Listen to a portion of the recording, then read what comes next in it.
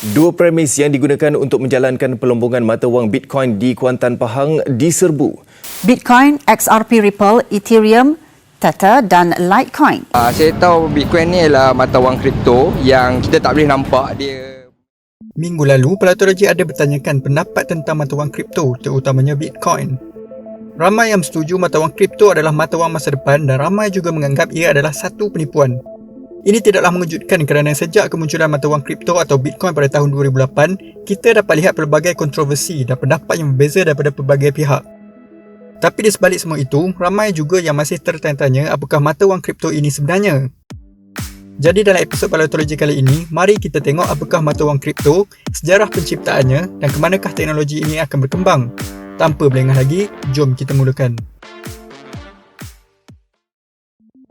Kisah mata wang kripto bermula pada awal tahun 90-an. Dunia ketika itu memasuki era baru dengan kemunculan internet dan komputer peribadi. Buat kali pertama dalam sejarah, seseorang individu dapat berkongsi idea, maklumat dan transaksi secara terus tanpa sempadan lokasi. Tapi di sebalik kemajuan ini, timbul juga kerisauan tentang keselamatan maklumat yang dikongsi kerana terdedah kepada orang awam dan pengawasan kerajaan. Ketika inilah munculnya sekumpulan individu yang memperjuangkan hak keselamatan maklumat peribadi daripada diintip oleh institusi-institusi berpusat seperti kerajaan dan bank. Kumpulan ini mengelarkan diri mereka sebagai cypherpunk. Cypherpunk memperjuangkan penggunaan kriptografi dalam meningkatkan keselamatan maklumat yang dikongsi secara online. Kriptografi adalah cara untuk menghantar maklumat dengan selamat dan ia telah mewujud sejak abad ke-7 lagi. Secara ringkasnya, sesuatu maklumat yang dihantar akan ditukarkan menjadi sesuatu maklumat yang sukar difahami melalui proses encryption. Hanya dengan menggunakan kunci yang tertentu, maklumat tersebut dapat diterjemahkan semula oleh penerima melalui proses decryption. Ini membolehkan pertukaran maklumat antara dua pihak berlaku dengan selamat walaupun dipintas oleh pihak yang ketiga. Kriptografi ini menjadi asas kepada mata wang kripto. Selain perkongsian idea dan maklumat secara online, transaksi antara dua pihak juga terdedah kepada pengawasan institusi berpusat seperti bank dan kerajaan. Dua cabaran utama kepada mata wang digital ialah untuk memindahkan wang antara dua pihak dengan selamat tanpa memerlukan pihak ketiga dan menyelesaikan masalah perbelanjaan berganda. Semua entiti digital boleh dikopi dan paste. Ini bermakna jika A menyerahkan 10 mata wang digital kepada B, A masih lagi mempunyai salinan asal 10 mata wang digital tersebut. Ia menjadi misi cypherpunk untuk menggunakan kriptografi dalam menghasilkan mata wang yang selamat dan kukuh untuk menyelesaikan dua cabaran tersebut. Mata wang kripto yang terawal dalam kalangan cypherpunk termasuklah B-Money, DigiCash, Hashcash dan BitGold. Kesemua mata wang kripto ini mempunyai ciri-ciri yang unik tetapi gagal sama ada kerana tidak mendapat sambutan ataupun pembangunannya tidak diteruskan. Krisis ekonomi 2008 berpunca daripada ketamakan bank yang memberi pinjaman yang lebih daripada kemampuan mereka. We are in the midst of a serious financial crisis. Kesannya dirasai oleh seluruh dunia termasuklah Malaysia yang mengalami kejatuhan import ekspor sebanyak 2% pada tahun 2009. Di US, kerajaan mencetak wang secara besar-besaran untuk menyelamatkan bank dan syarikat-syarikat besar. Pencetakan itu secara tidak langsung menjatuhkan nilai mata wang fiat. Kemiskinan, peningkatan kadar pengangguran dan kehilangan pekerjaan semakin berleluasa. Kepercayaan rakyat terhadap kerajaan, bank dan wang fiat semakin berkurangan. Ramai yang mahukan penyelesaian alternatif. Di bawah runtuhan pasaran 2008 ini lahirlah Bitcoin, sebuah mata wang kripto yang dicipta oleh Satoshi Nakamoto sebagai penyelesaian kepada wang fiat. Sehingga kini identiti Satoshi Nakamoto masih lagi menjadi misteri dan kita tidak tahu sama ada Satoshi adalah seorang individu ataupun sebuah kumpulan. Pada 31 Oktober 2008, satu kertas putih telah diterbitkan. Ia menerangkan konsep mata wang kripto yang boleh ditukar antara dua pihak tanpa pengawasan pihak ketiga yang dikenali sebagai Bitcoin.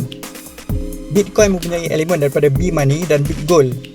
Dan ia adalah gabungan matematik, computer science, kriptografi dan teori permainan ataupun game teori. Bitcoin berjaya menyelesaikan cabaran terbesar mata wang digital iaitu pembelanjaan berganda dan ia tidak memerlukan pihak ketiga untuk beroperasi.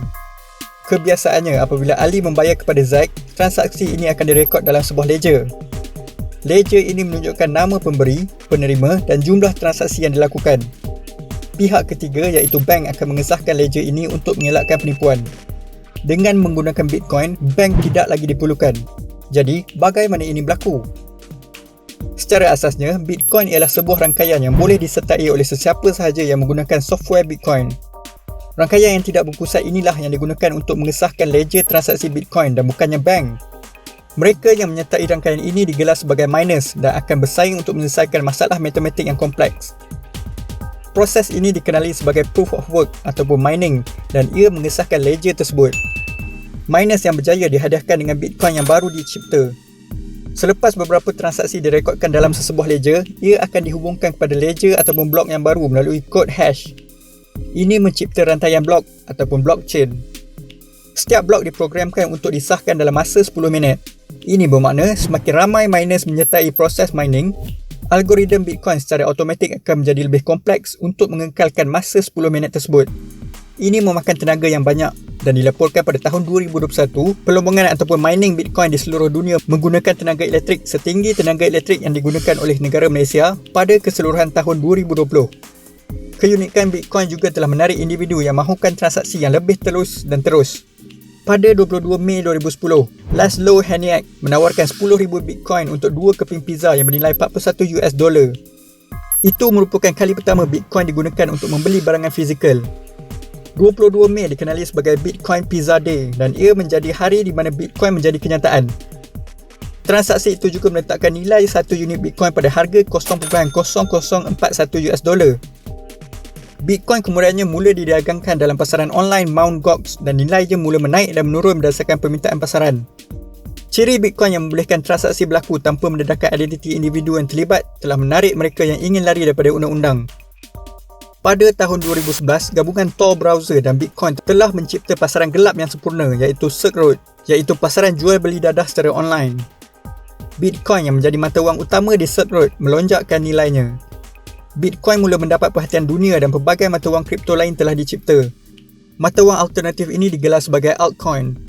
Populariti ini menjadikan Bitcoin lebih bernilai sehingga mencapai kemuncaknya pada $19,000 ataupun $79,800 pada Disember 2017.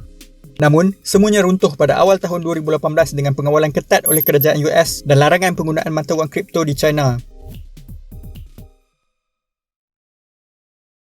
Populariti Bitcoin telah menarik perhatian pelbagai pihak dan nilai sebenar blockchain mula difahami. Blockchain membenarkan pengesahan berlaku tanpa perlunya pihak ketiga. Ini bermakna semua sektor yang dahulunya memerlukan pihak ketiga dapat diselesaikan melalui blockchain. Pembelian rumah, penyimpanan rekod kesihatan dan pilihan raya adalah contoh potensi penggunaan blockchain pada masa depan. Malah, ramai juga yang menganggap teknologi blockchain akan mengubah dunia seperti mana internet telah mengubah dunia. Ratusan altcoin telah dicipta sama ada untuk menambah baikkan Bitcoin ataupun sebagai medium penggunaan blockchain.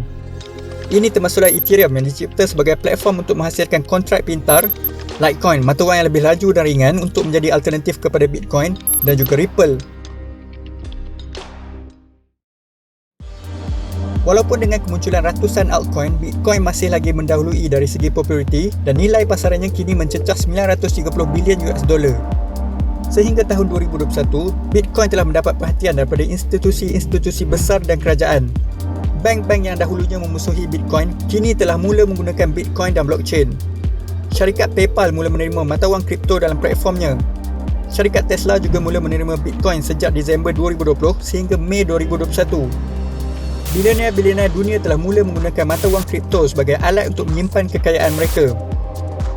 Dan mungkin antara berita yang terbesar dalam dunia mata wang kripto ialah penyeraian Coinbase, iaitu platform perdagangan mata wang kripto dalam pasaran Nasdaq.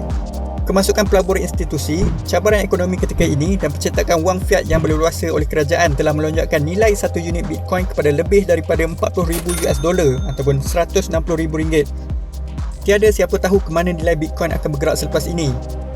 Apa yang pasti ialah mata wang kripto akan terus wujud dan teknologi blockchain akan terus berkembang dan menembusi pelbagai sektor.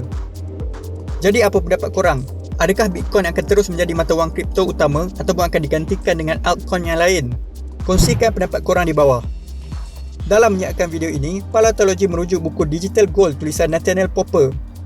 Kalau korang minat dengan kisah pengenalan Bitcoin, korang boleh dapatkan buku tersebut menggunakan link di bawah. Dan kalau korang enjoy dengan video ini, klik butang like dan subscribe kepada Palatology sekarang. Jumpa dalam video seterusnya. Bye.